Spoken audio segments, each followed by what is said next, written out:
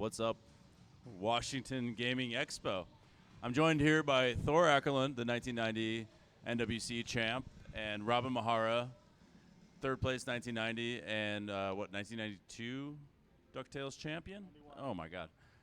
Producer of Ecstasy of Order, star of Ecstasy of Order, Thor Aackerlund, star of Ecstasy of Order. Oh my God, guys, it's been, 15 years? Don't tell me that. It's been a while, yeah. Since 2010? 35 years since the championships. Don't tell me that. 34. What's that? I said, don't tell me that. Don't tell Thor anything, anyone out there. Robin, did you think we were still going to be running Tetris tournaments 15 years later? Did not. I actually, if you remember, the second year, I was like, you know what? I think I want to be out of the contest because it was so stressful that first year. And I also wanted to compete. That was back when I was like 500,000, maybe I could get in there. And I did do pretty good that second year, which sadly there's no video evidence of. I mean, it's out there. It's in the vault, you know. Yeah. Shout out to Michael Tang, Chris Tang's brother. That's right. That. Now, Thor, you competed in 2010. Any chance you might compete ever again? No, not really. These new guys got everything. They're just the new generation's way better. I mean, maybe take up rolling. I don't know. Any thoughts? No, that's for the new guys. So, what are your thoughts, and Robin, what are your thoughts on rolling these days and where it has come since CTWC won 2010 to now, and how do you feel about it? And just elaborate. You want the honest answer? Yes. No, dishonest. Oh man, Dishonest answer, let me just say I was already irritated at Thor's hyper tapping when I was a kid. I was like, "What the? We have no chance. Like, there's one guy can go faster because I don't know if people know this, but the whole reason he developed hyper tapping was because he didn't have a Nintendo, and the Game Boy DAS is slower. He had a Game Boy, so the Nintendo World Champion didn't even have a Nintendo when it started, and developed that. And we felt helpless. We would watch him practice, and just like, okay, it's pretty much over. I think even the staff kind of knew it was over. If you watch Terry Lee Torok's commentary of the final game, in the middle of the game, he's like, tonight Thor will celebrate, or one of these guys. And I'm like, that's the rudest thing I've ever seen in the middle of a final match. But yeah, so I was already irritated at that, and now that rolling is just like, I mean, it's really impressive, obviously, but I kind of just throw my hands up, and I'm like, well, how long am I going to sit here and watch? 40 minutes? All right, that's amazing. So that's how I feel about it.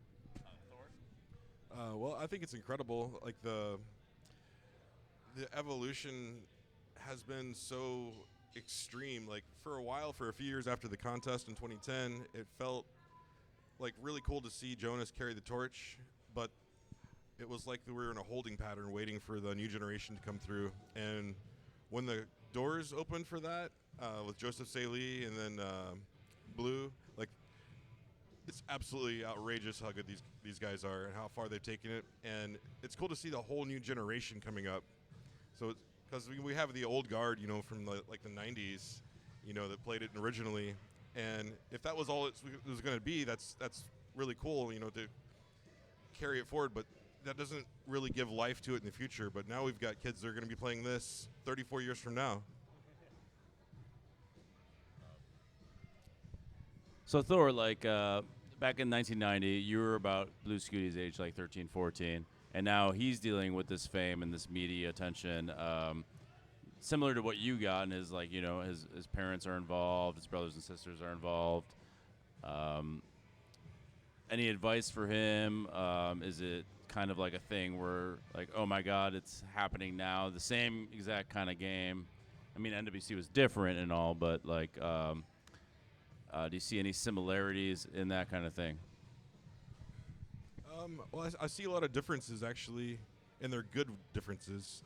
Because back in 90, in my time, there was that one huge contest, and then the games changed, and the format changed, and I was moving around all over the place. It was very stressful.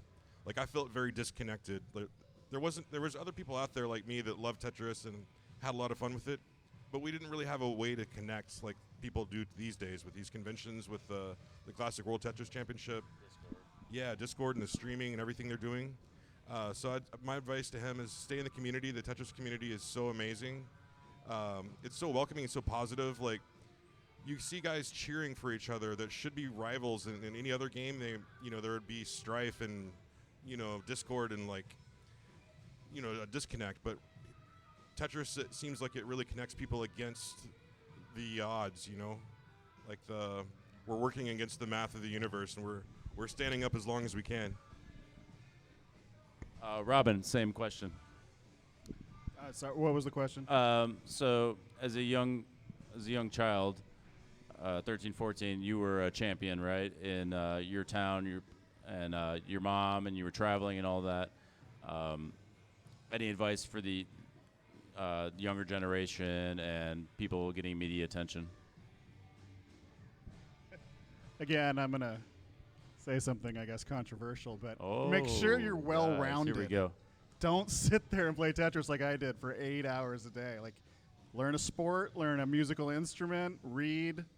Go outside, right? Yeah. Like they didn't even know the damage that was being caused when I was practicing, but, oh, man, I feel bad for some of these kids. Like, they're not doing anything else but playing for 10 hours a day. I guess it's one thing if you're making a living off of it, but just make sure you spread it out. I guess to be the greatest, you have to be kind of obsessed, but I just don't think it's that healthy. Wow. Good advice from a former champ. And a parent. I'm a parent. So And a parent. I think about. Do you let your daughter play? Yeah. And your sons? Yeah, sure. They can get to like level 15 or something. Yeah. They're okay. If they got to level 29, I'd be a little worried about them, honestly. So, Robin, you came out of retirement today. You maxed out the last game you ever played, and you competed today. How did it feel being here, competing again? You made the gold bracket. You made some noise. You played against Paul Tessie, one of your friends. How does it feel being back in the competitive scene? It was a little embarrassing. For a long time, I could get to 19 and then sort of survive a couple Tetrises and then die, and to do it again, and then I topped out early a couple times. But I think that there's a slight chance I had some brain issues within the last couple years. Not serious, but bad enough where my memory is falling. And I've heard that Tetris is good for, it actually gets prescribed for like reforming neural pathways. So I'm going to start playing again just to exercise the brain every morning. Well, welcome back, Robin. Thank you. You're going to be a champion in this year, or silver bracket or bronze bracket, or Yeah, I'm glad you're bringing pewter bracket, The Jonas tournament sounds really fun. Yeah. I'm looking forward to seeing the old crew. Yeah, the Jonas Newbar Cup is going to be great. It's going to be at PRGE in Portland, Oregon, in September 27th through 29th. Thor, you're invited. I would love to see you compete. Any chance you might train? It's DAS only, and you might show up and play? No, I'd love to be there, but my competing days are long over. All right, he's retired, folks. Now, Robin, you have or I guess before we get to your new game thing, let's maybe open the questions to the audience about Ecstasy of Order, and then maybe we can have a more conversation about some of the other things. Anyone here have a question before we go to the people online? So people online are watching right now on Twitch, so we'll go to the people here in person first. If there's no questions, we'll go online, or I'll continue to ask random things. I don't know. All right, no questions from the audience. Oh, wait, Barrett has a question. No, he doesn't. Okay. All right, so I guess before we get going, Thor, we were talking last night. Do you want to talk about what we were talking about last night? Clear the air a little bit on the stuff we were talking about at the table, me, you, and Barrett? So yeah, so Thor, you in the newspaper, somebody found some articles about PBs and stuff like that. You had a lot of information that you remembered and things like that maybe a lot of people in the community wanted to know. Like, you maxed out in 1990. Did you do it then? There was an 820 score that was in a paper, blah, blah, blah, media. Do you have anything to say to that? So writers of those articles were a couple of friends that I'd met in the Atlanta part of the tour, which I don't remember, somewhere in sort of 2/3 of the way or halfway through the tour. And my dad stayed in touch with them, but I never really talked to them again because I was busy doing my own thing. I wasn't really too much interested in that stuff. And so there's a weird mix of information in the articles. Some of it's completely accurate, and some of it's like either wildly out of date or just really strange. Like, I was never a really good Mario 1 player or knew anything about it, but there's like quotes on that about things that I don't even understand. Like, I couldn't even explain, like the 8-3 thing I saw. I was like, what is this? But the father and son team, they were really nice guys. When my dad was trying to like promote me, so he would tell them stuff, so it was like third-hand, sort of disconnected stream of information to try to. My dad was trying to promote me as like I don't know, some sort of endorsement kind of guy, and that always made me really uncomfortable. But I think the biggest takeaway that I tried to get across, because I didn't even remember or know about this until Alex messaged me. Hey, Alex. Legend. Alex Caracataro, yeah. Absolute legend. And I think the important thing is that what I did back then isn't so important, because really the first Max Out Kings are Harry and Jonas, and nothing's ever going to take anything away from that, because I didn't have the proof, I didn't have the video, I didn't have a picture, and at the time I didn't even realize it or care. You know, it was over. I was relieved. I was depressed. I was exhausted. And, you know, I'm much happier being an observer in the modern community than to be in that grinder that I was in at the time. And the further I can get away from that, the happier I am. Oh, great answer. So did you, I guess the question is, did you max out in 1990 or did you not, or? So that's a weird paradox for me. I knew what a max out was. I knew it didn't roll like Tingen, but. How did you know that it did not roll back then? Like, I mean, I'm thinking like the score is there. No one's ever done it, right? 99999. Yeah. Right. How did you know that was even a possibility, or just because it had 6 digits, or you didn't know what was going to happen after the 9s happened? I think Would I it just ran stall? into it. Like, if I had to flip a coin and say, trust my memory, which is a very flawed thing, like even like in trials and stuff, like eyewitness testimony is notoriously incorrect. So maybe I maxed out then, maybe I didn't. I knew that the max out was the end. That was the 9s, all 9s, and it didn't do what Tingen did. But So you just assumed that it was just going to be 9s and not go beyond, or yeah, it could have been an assumption and not an experience. Okay. Well, how about you, Robin? You, in the movie in Ecstasy of Order, say that, you know, Thor maxed out, or you, as a kid, you had rumors or knew that he'd done it, and he was so good at this game that he had maxed out. Any comment on, like, beyond the 9s, what happened, or were you practicing Tetris? You know, At the time, well, when the movie started, I had been in touch with Thor for maybe 5 years. I got in touch with him through MySpace, if that gives you a time frame.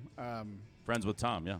And at that point, he said he had maxed it, I'm pretty sure. But really, when the movie was going on, we were much more infatuated with if he had been to 30.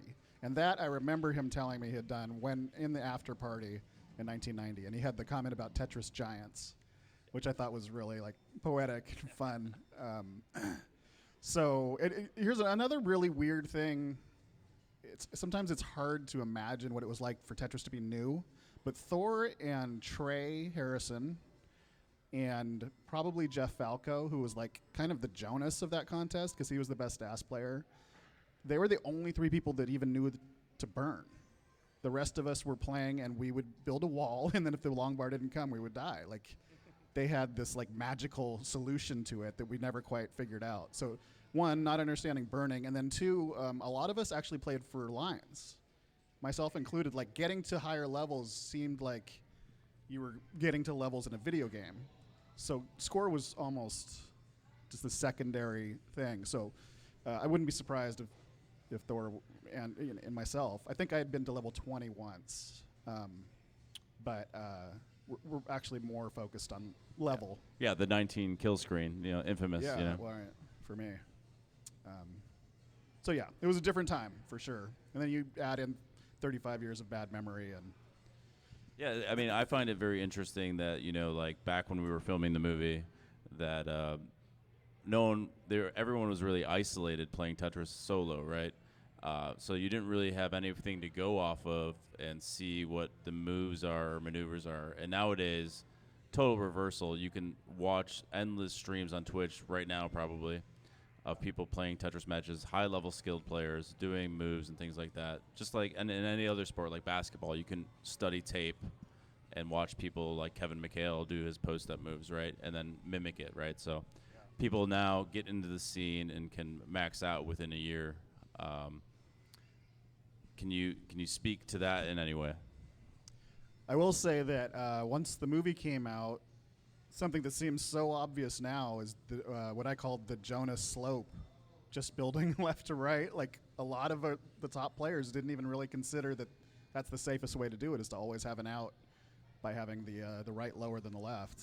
And then some of us use kind of a secondary well, but that doesn't always, or what do you call it, the double wide well as a safety. But it's funny. We seem so simple-minded when we look back, but people like Thor and Jonas really sort of paved the way, and then everything kind of makes sense and makes it easier for everyone else. Yeah, question for both of you. Like, so how did you actually learn like your strategy in Tetris, Thor? Like no one has ever really played Tetris. It's a brand new game. Obviously, Nintendo World Championships is like kind of like a marketing stint thing, Like, how did you get better and better at Tetris? What was your thought process in 1990, and then when you were playing at home, going for the max out? So Tetris for me, especially as a kid, was like a therapeutic kind of escape. I didn't even realize it, but I was like, I guess, self-medicating on Tetris with the Game Boy and the chaos of my life. And I never really had too much conscious thought in playing Tetris. And there's sort of an Easter egg if somebody finds the 1990 finals, because there's 3 games that I played. And there was rumors later about the NWC having a pattern for Tetris, which turned out to be true later on. And I got very consistent, I guess, with the first part of the cartridge, because I got the same pattern all 3 times in the finals, when I was at part of 30, then the 7, and then the finals. But I played the games 3 completely different ways, and it's because I played it intuitively to the best of my, I guess, sort of liminal space part of my brain. Like the back of my head was playing the game, and I'm just kind of chilling, like somewhere out in space. But one thing I'd like to add that's just a non sequitur, but is that those Tetris giants we talked about have been totally slain by the new crew. Oh man. No doubt. I mean, could you ever imagine someone scoring 16 million points? You're striving for a max out, and what do you feel? How do you feel about what's going on? Crashing the game, 16 million. Like, where are you at? It's beyond my imagination. That's just so incredible to see. Like, I was thinking that there was going to be incremental projects, moving things forward a bit at a time, and but the absolute excellence of the new crew. It's like a quantum leap beyond. It makes like what I did nothing. I mean, it's absolutely ridiculous. No. Let me cut you off for a second. I will say that Thor is being humble because he can think and play that fast on different PC. He used to play, what was it, Blockles?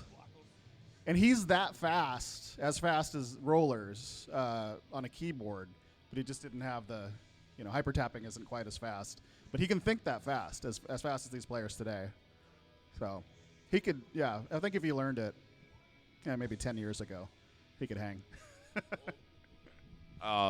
Be quiet, Thor. Come on. Young man,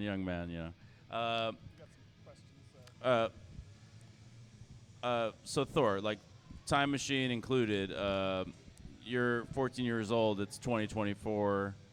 How would you feel about this whole situation, Discord, the whole community? Would you be a part of it, type thing? And where would you go from there?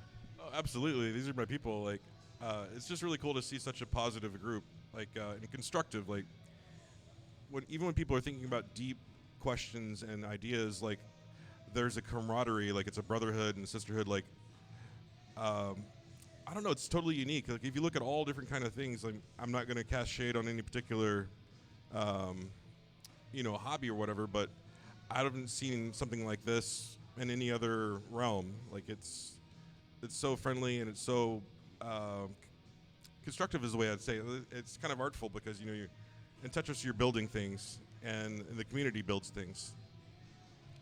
Well, in Tetris, you build things and then you tear them down, right? It's a little opposite. But yeah, we're building a stack right now. Yeah, we're not going to tear it down though. Yeah. So we got a question from Chris Tang to you, Thor. If you're retired, can we have a Thor Aackerlund hyper tapping cup now that we have the Jonas Cup? I don't know. I'm sort of like I don't know if you've seen Fair and Lovely in Las Vegas. They talk about the attorney like it's too rare to live and too something to die or whatever. Yeah. I think that's me. I'm the oddball in the stack that doesn't really deserve that. Thor, even when you're from Richard Wolf, the 6th. Thor, even when you're not playing comp anymore, what do you enjoy the most out of comp nowadays? Competition? Yeah, competition. Yeah. You know what? I think it's the culture around the game. Like, I saw the thing recently with Blue and the other guy. What's his name? It's Blue Scooty, yeah, and yeah, then they were going back and forth. I saw like a little bit of that, and like they were both racing for this thing. oh yeah, we had Dog playing Tetris, Pixel Andy, Yeah, seeing them react to each other like in real time. Alex T, yeah, is so like mind-blowingly cool. Gerald Freeman, yeah. Yeah, just I don't know. There was a thing I saw in the news. You could look this up, where there was these two brothers in a race, like a foot race. It was like a marathon, and they were getting to the finish line, and one of them was stumbling and not going to make it, and the one of the brothers picked the other one up to carry him across and let somebody else win, and that's the kind of thing that I see with the community is like they don't care really who wins. It's just that they do their absolute best, and seeing the accomplishments and the records broken. And the limits pushed is what it really means. Same question for you, Robin. I'm sorry, I have ADD. What? Even when you're not playing comp anymore, even though you're not, what do you do? Even though you did today, what do you enjoy the most out of the competitions nowadays? I've always been, because I'm a Portland Trailblazers fan, I've always rooted for the underdog. So I always wanted, after year 3, I was just like, I hope anybody beats Jonas. But I will say, if anybody's brave out there, I know Thor loves that we're all good people and get together. I want more villains. I really appreciate what Quaid did. Quaid was out there heckling, Harry Hong even had a little, edge to him. I think it's a little vanilla to be so nice to everybody. Like, let's get a few guys out there talking trash, pointing fingers, starting rumors. I think we would. I mean, maybe you should be that guy, Well, you need a skillful guy to. Right, yeah, the bad boys of maybe a group of them. All right, folks, you heard it. Get salty. I don't know. Does Quaid have any kids? Grow up? Probably. Unbeknownst question from the audience: does he know about him? I don't know. We got Chris Tang in chat with quote marks saying, mentioning you, Thor, good at games. How did that whole thing happen? Oh God. So this is very similar to the thing with that article with the guys that my dad kept talking to. My dad sort of ran the business side of things and made me this weird endorsement thing. it was so awkward. Like, I was an awkward kid. I think, a lot of us were, but a lot of times I didn't know what to say, so they would just say things for me. And that thing was like something I was told to be like, let's go to this show, and you're a programmer or whatever, so you got to be good at games. So it's really, really bad. I wanted to be anywhere else. Yeah. It's Playing fine. Street Fighter 2 with Chris, though, that was pretty incredible. That dude is absurdly good at that game. Yeah, he is. He was the first one to really humble me. Chris Tang's in the chat, by the way. What's up, Chris? The question again from Richard Wolf the Sixth. Who was the first other person you saw max out? I guess it would be Harry and Jonas. There's a funny little piece of trivia from the movie. We needed a headshot for Jonas as we were putting the movie together. And we knew he had maxed out multiple times. We knew Harry had maxed out multiple times, and that was it as far as we knew for sure. And I asked Jonas to give me a headshot with anything Tetris related. And he sent me a picture of him and 3 max outs in the high scores. And he had done it in like a couple hours. And I freaked out. I was like, this is going to ruin the movie. He's clearly going to win. And we can't. So I was like, please delete this and don't show this to anyone. Because I wanted, some mystery. In hindsight, he was still only scoring 500,000, so he could have been beat. But just in that moment, I was pretty blown away. I think so. The whole origin of this contest was me watching Trey Harrison score an 820. And it was the most amazing thing I'd ever seen. I had never seen the kill screen. I saw this. I think you can still see it on YouTube. And then I messaged Trey because he mentioned the NWC, but I didn't recognize his name. And he said, I'm friends with Thor. If you think I'm good, you got to meet this guy, Jonas, who's not only maxed it out, but he's maxed it out starting on 19. At that time, he was the only one. Well, I guess maybe you had done it. I don't know. But, yeah, that's how it all started, is I actually wanted to see Thor versus Jonas. And I was so naive that I thought it would be fair for them both to play on computer, and Jonas had never done that. This is silly. But anyway, then I met you, and we started talking about contest with other people, so glad you came into it. There we go. Yeah, on a computer? Come on, Robin. What were you thinking? Well, that's because Thor and I had just met on MySpace, and we were playing Blockles, which I think Blockles was 12 wide. So it's like, oh, God, we're really good at Tetris. Yeah, I was like, we can always kind of I'd like to it. personally apologize. I did not say Fractal going for the game crash. Sorry, Fractal. Sorry, Fractal. You know I love you. Thor, are you a big fan of Fractal? Yes. Yes.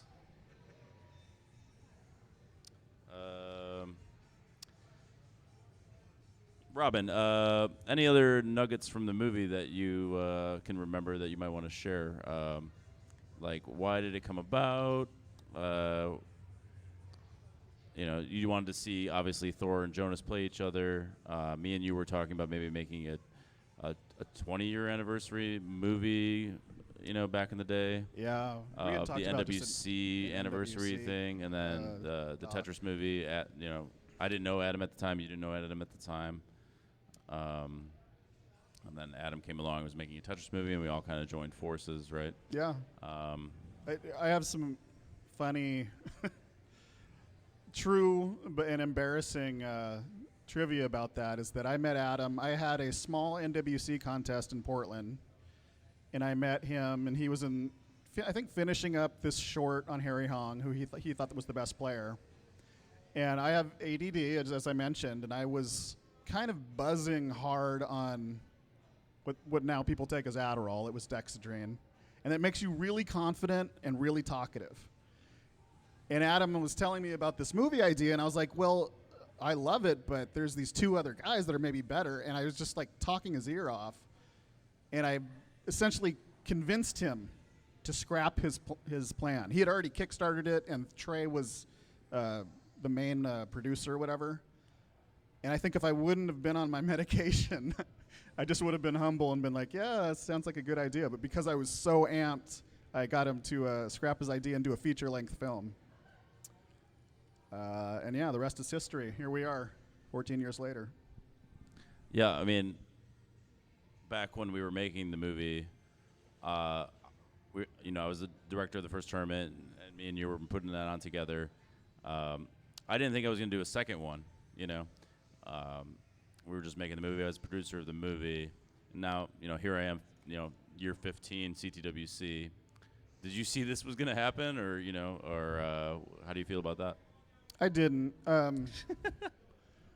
mean, the first big viral video, I thought, wow, maybe this just doesn't stop. It really is another funny thing about my resentment toward rolling is that I thought it was a perfect length when people died around level 30, Yeah. 10 minutes or whatever. So you guys sort of solved at the time, it yeah. with the other. But I started to think, maybe this is truly like the most perfect spectator video game, at least in retro.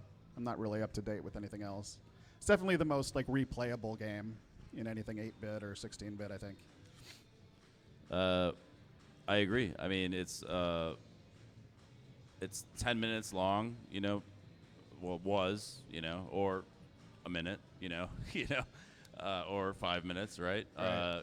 To get from, level 18 to kill screen, or the old kill screen, right?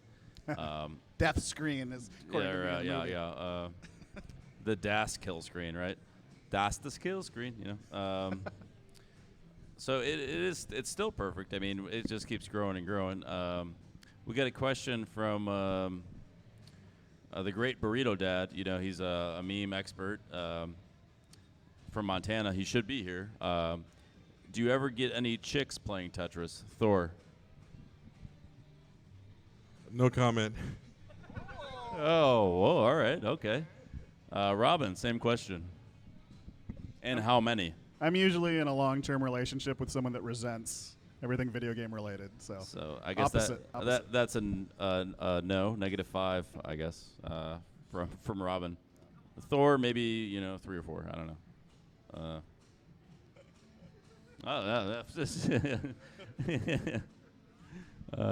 We'll be out drinking. You can get the answer out of him later. So, Thor, Robin, what is your favorite version of Tetris? Game Boy, Tengen, Nintendo, any other system? Do you play modern games? Do you play modern Tetris?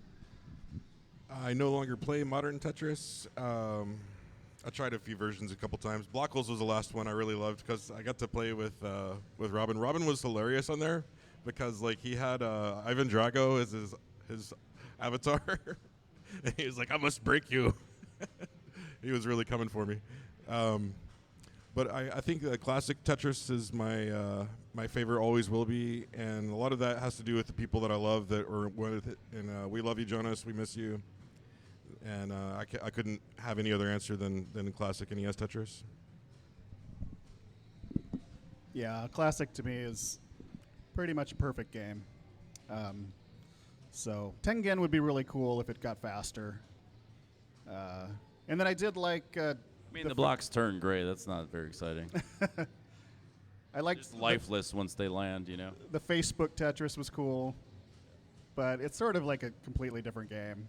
Anything with infinite spin to me is not even Tetris, or anything that people are farming T-spins. I don't know if you remember, but I argued with Alexei the first time I met him about it, and he just wanted nothing to do with me because I was like, the name of the game is Tetris. How could you make T-spins more points? But yeah, NES. Why do you think Texas has so many great Tetris players of all the places in the world? And Thor, you're from Texas, so the first ever kind of Tetris champion. Now, was California heavy for a while, right? Now it's like Texas heavy. It went to Pennsylvania for 1 year. Fractal's from Texas, the current champ. He lives in Massachusetts now for school. But yeah. Have you seen Texas? It's huge. Number one answer.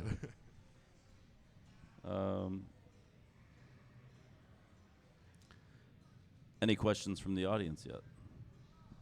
We have a question from Arbaro. Arbaro, come over here. You're here. Ask your question. Alrighty, cool. I'm going to sit in the question chair. Hello. Hi, I'm Arbaro. How's it going? Good, great, pretty beautiful. Okay, so my question is, so I think the two of you are in like a really unique position in kind of our community because like you were kind of like the third, the teenagers who were playing Tetris, but now you're like an adult and you can still like engage with the community. You can kind of see how it works, right? So what I'm asking is, I'm involved in like organizing an online tournament, right? And it's geared toward like newer players, right? But like I have like teenagers in there, right? So I feel like, okay, well, I'm an adult. I have I have like some degree of responsibility toward them, or like kind of like I want to make sure like it's a good experience for everyone, right? And kind of like wondering, just kind of want to get your perspective on like, I don't know if there's any advice you have or like experiences where like you just be like, okay, what am I doing here? What can I be doing like better to kind of, make sure that people are, engaging with this game in a healthy way and kind of like getting something positive out of it? Ooh, that's a tough one for me because it's hard to see much negative. People are so supportive in this one. I'm going to pass this to Robin. He may have some greater elucidation. I always thought of having a YouTube channel and at the end, like kind of asking, okay, now go outside. Seriously, turn me off. You go outside and at least get 1,000 steps in. Because really, I think that gaming can be very hazardous to your health. A lot of us out here, it's getting rough in our 40s.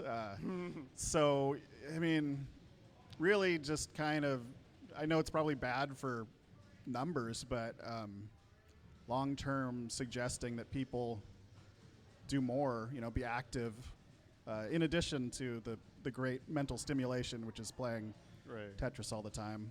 I want people to beware. I know a couple guys that have said like Tetris is really like this kind of hypnotizing thing, and sort of be aware of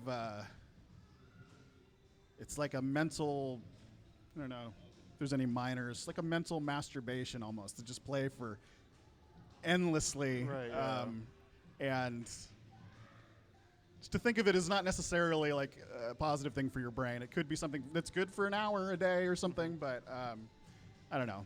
I do worry about young people. My son, Royal, told me recently he loves Baldur's Gate 3, and he was like, you wouldn't believe how many hours I put into this already, and I was just kind of hurt me because just remember my childhood. The other thing, though, is that when you're practicing for the NWC, you're playing levels 0 through 5. So I have a lot of pain attached to the Tetris play. And I didn't practice that much for these competitions. So and in some ways, it's a different animal. Okay. Yeah, well, thank you for your answers. I appreciate it. Yeah, I'm going to give the microphone back to Vince now. And I'm back. All right. Are either of you going to CTWC this year? Would you consider commentating?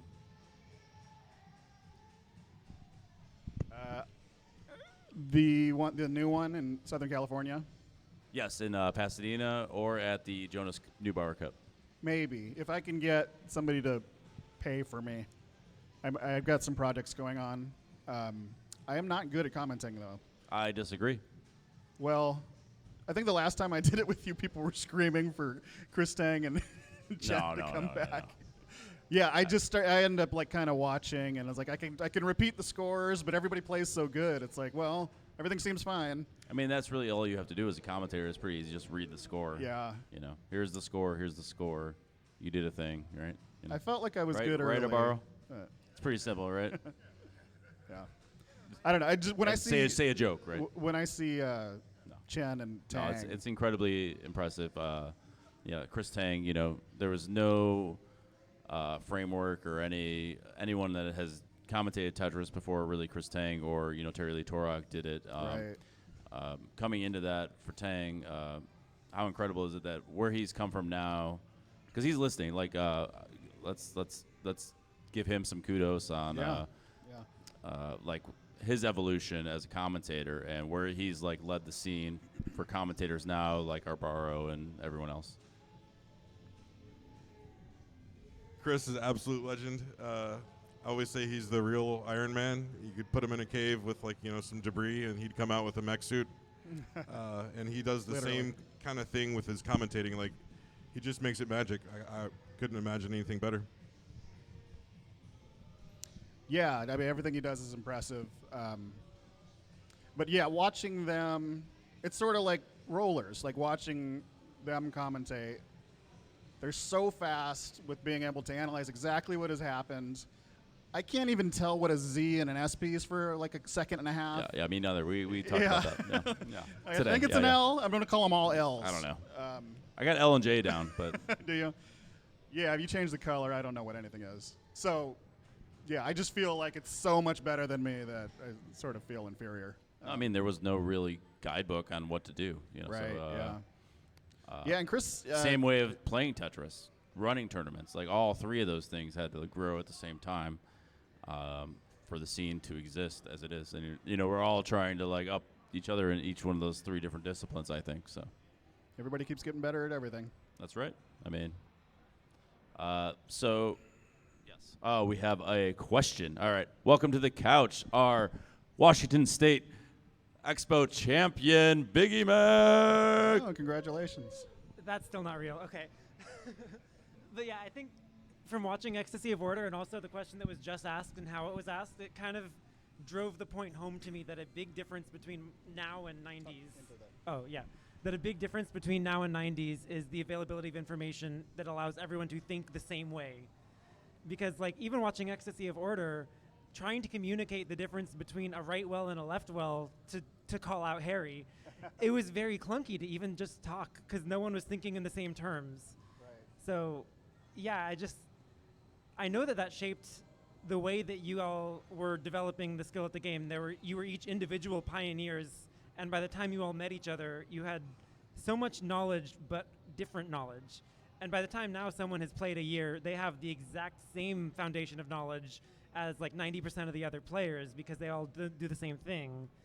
Do you feel like that leaves you behind because you did your own path to get to that point, or do you feel like you still are just differently capable? Because I know that you were talking about commentary's hard because you don't think the same way rollers think.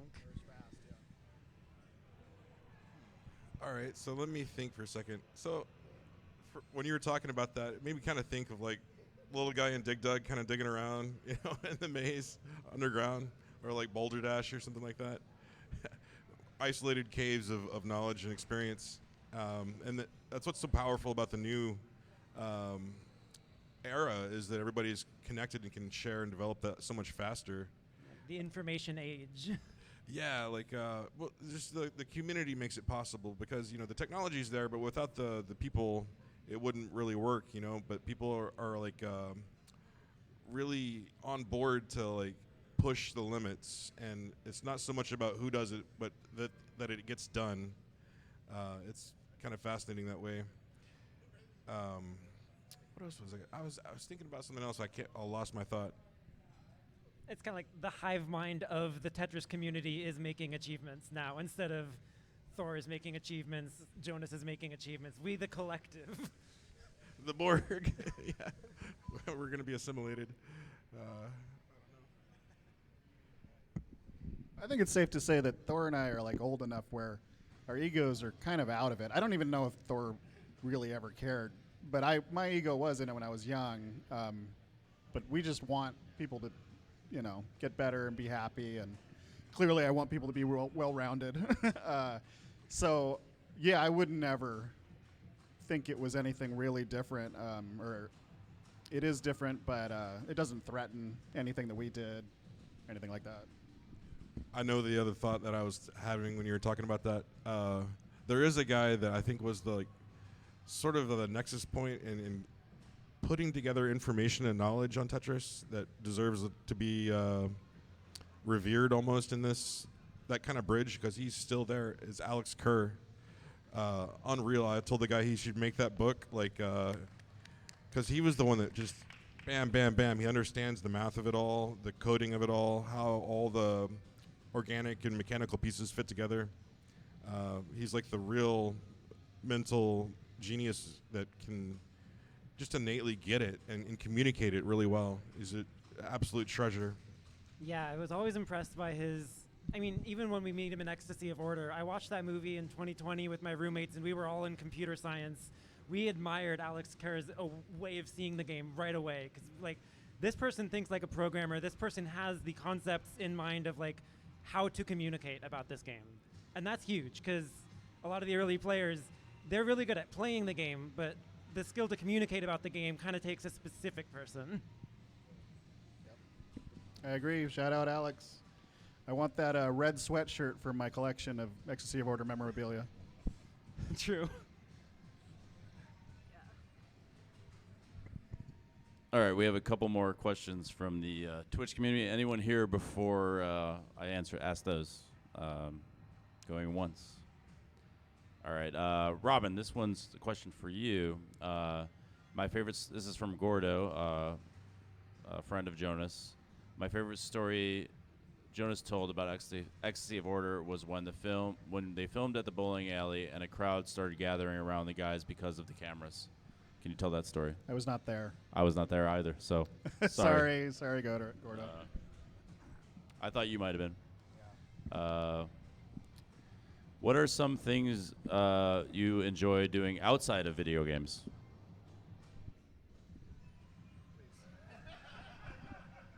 Gonna put me on the spot. Well, I live in a little town, kind of out in the middle of nowhere. We have a lake that almost nobody knows about, so I take my sons there. We kind of hike around. There's like some wild horses that we can go say hi to.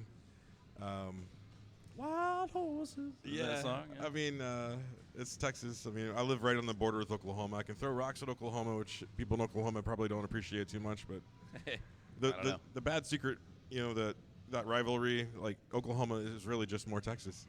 That's all it is. Just extra Texas. All right. Extra Texas. Yeah. All right. So, I mean, basically all of America's Texas then, yeah. All right. Hey. Robin, same question? Portland's not Texas. Okay. It's Oh, about there we its go. All opposite. right. The opposite. Yeah. I just picked up golf a couple of years ago, and I'm falling in love with it. Taking you golfing on Tuesday. Yeah. We're going to live stream me and Robin golfing on Tuesday. Yeah. Probably not, but. I eat a lot of delicious foods. I'm a bit of a foodie. Professional eater. You Robin has a. I have a proper question for you, Robin. Any tips for the fast food line, like certain places you might like to go to, hot deals, stuff like that? I mean, a basic tip, this Yeah. is just elementary, would be the poor man's Big Mac. You don't have to pay that much money. You can get the double cheeseburger and then have it like a Mac. And it's the same thing, half the price, but without the middle bun. All right, so let's pretend. Hi, welcome to McDonald's. May I take your order? Yeah, I'll take, how many you think? Four double cheeseburgers, but like a Mac, please. You're scamming our system. Please, you're banned. No, no, it's good. Yeah, we got Biggie Mac, our champion, in the crowd. That's offensive. Sure you know about it. All right. Question from Tetris, one of my favorite players, top 25 in the world, according to me. Who is your favorite Tetris player, and why is it not Tetris? I haven't heard of him. Ah. My favorite player to watch has always been Jonas. How about you, Thor? Favorite player to watch, or top whatever? Yeah, Jonas is got to be it. He was an artist. It made me think of there's a quote about Paul Charles Murphy. He was an artist, not a butcher. And that's the way Jonas lived and how he played the game.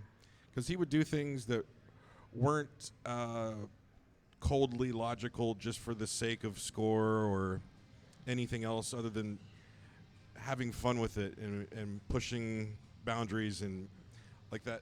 The movie captured like one of those scenes where he set this insane puzzle up and just happily was smiling as he just clicked it all into place. And he would put it out there like that. And it wasn't really about the competition value. It was about the art of it to him. Like, he saw the game. He played it on purpose, with a passion. And that's something that I never had. I played intuitively without really putting a reason to it. And without reason, there can't be art. And so Jonas is my answer. Oh, great answer, Thor. Question from Doc Pie for Thor. Is your son cubing? How's your son's cubing going? Somebody knows the lore. So my older son Sven, he's 17 now. He's still into speed cubing. He's got 50 different cubes with a little lube, and it's a whole world that's like I'm trying to understand. And he's so good at it though. Like he's in the sub 10-second class, which to me is amazing. Just to see that, and he can communicate it, and he'll explain like these giant cubes that have like 11 by 11 by 11 or whatever kind of crazy things, and he explains the math to me. It's just cool to see his passion on that. But he's really into chess, and he likes to think about things. He's really found some things that he's passionate about, but he's still happily pursuing cubing, and it's cool to see. Thank you for the question. Oh, it was a great question. Do you guys follow the current scene? Do you have any of the new players that might be your favorite of the new generation? I don't follow, but the kid that I think is going to be the next Jonas is Bendy. I tuned in and I was blown away by him.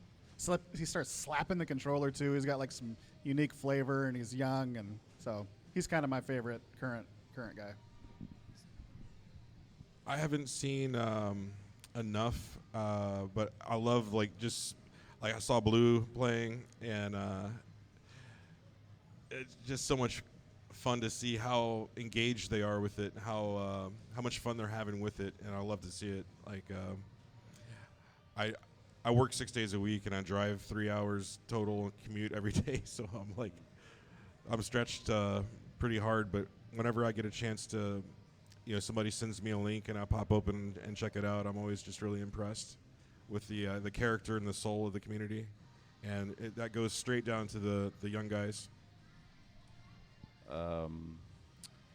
Question about the movie from Ninja of Ninjas 5. What would be one thing you would want to remove from the documentary and one thing you would add?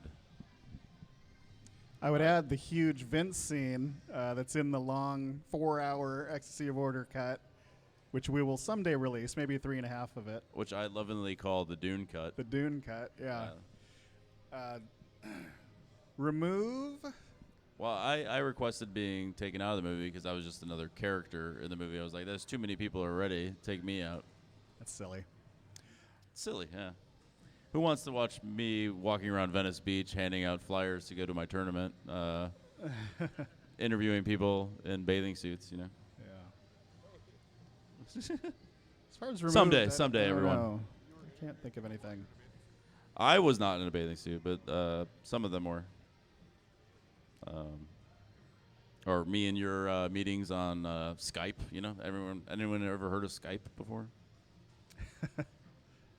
That's where we came up with I saw someone criticizing that it was called the World Championships before it was World, and that was No, that's an American thing. It was a tongue-in-cheek joke because we were like, well, it was the Nintendo World Championships, even though it was just USA. So it was actually sort of an inside. It's USA, it's world. Yeah. Basically the world, like Texas. Same answer, Right. But it was the Texas Championships in a lot of big ways. thanks to Yanni, if you're out there, Yanni. making it a world championship officially in I think 2012 or 13. Louis Scooey. Louis Scooey was the first. Canada. Oh, okay. I think he was the first international. 2 continents included. I don't know. Yeah. I don't know. All right. We'll have to look at the books. Oh God, that's not a question we can ask. Uh-oh. Can't ask that one, guys. You made Thor laugh, whoever you are. The Vince Sandworm, yeah, of course, Burrito Dad. Any other questions or any thoughts from you, Thor, Robin, on the documentary coming out to where we are now, life in general, any advice? Life advice, anything like that you got? I'm very proud of you that you've taken it this long, and it keeps getting bigger, and you still have the enthusiasm. And I can hear at this point you're like so much more knowledgeable about Tetris than I am. It's almost like I saw you leapfrog me, and then thank God I got the max out first. But really do a great job. Yeah, Robin, I'm glad you got it before me, but I was really trying to get it for you. So I'm glad that I could inspire you to get the max out. And thank you, Robin. Robin, I don't know if you guys know this, but Robin signed his cart with his name, and he wrote max out for life on it. And I have that. He sent it to me. I've been trying to max out on it, and then I'm going to sign it and send it to somebody else maybe, or keep it. I don't know, or send it back to Robin. Yeah. Thor, same question. Thanks, Robin. I don't have advice. I just have gratitude. Thank you, everybody, for picking this community up and carrying it forward, because everybody's hands are lifting that, and it's just writing new legends every year. So it's an honor to have been a deep historical fact, but No. You're right in the top, Yeah, seeing this is just so cool. Thank you. All right. Big thanks to the Washington Gaming Expo for having us. This will conclude our broadcast day. I don't know. Thank you, Robin and Thor. I mean, big round of applause for Robin and Thor. All three of us together, we're going to be eating dinner soon. Yeah, Robin, where are we going to eat? What was that bar next to Mavit Line? We'll be at Bumpy's, the bar that probably doesn't have food. Thank you, stream. Thank you, everyone on Twitch. Compliment one thing about Vince. Okay, Robin already did that, guys. I love you, Robin. I love you, Thor.